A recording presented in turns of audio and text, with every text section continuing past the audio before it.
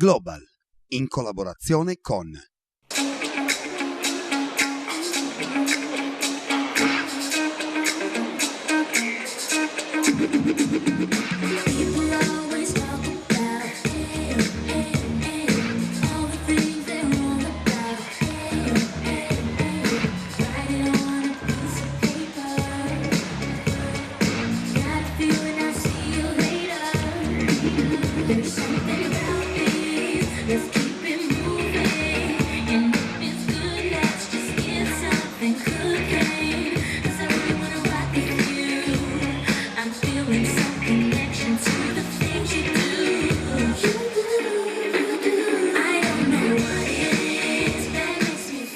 Sicuramente è un grande successo, una grande organizzazione curata dall'MSP Italia, è un grande pubblico che è venuto appunto per le gare MSP. Lei è il vicepresidente di questa grande ente che è l'MSP, ma come mai siete riusciti a portare questa manifestazione qua a Sassari?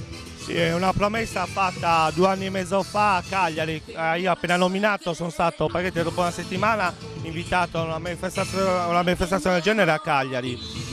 Feci una promessa, nel senso che era il mio impegno poter riuscire a organizzare una gara regionale MSP a Sassari, e oggi è veramente il coronamento di un sogno per l'MSP di Sassari, soprattutto per il grande pubblico presente, considerando che tra ieri e oggi hanno ballato circa 1600 ballerini, quindi un grande successo per l'MSP Italia. Siamo felici di poter contribuire, perché è veramente un piccolo contributo che l'MSP fa per le popolazioni che hanno subito quel grande disastro che tutti conosciamo. €1 del biglietto acquistato nella giornata odierna verrà devoluto proprio alla Croce Rossa Italiana, al Comitato di Sassari.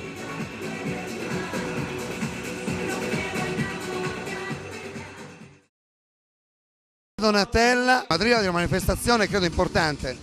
È importante, per me è un orgoglio essere qui, uno perché venire in Sardegna è meraviglioso, e il secondo motivo è che sono stati venduti più di 630 biglietti oggi e €1 di ogni biglietto verrà devoluto alla Croce Rossa, all'Associazione della Croce Rossa, per aiutare le persone del maremoto. E comunque la Croce Rossa ci aiuta sempre e comunque, ed è penso una nobile iniziativa. Quindi una grande manifestazione sportiva, ma anche un grande cuore di una città, di una Sardegna sempre più sensibile.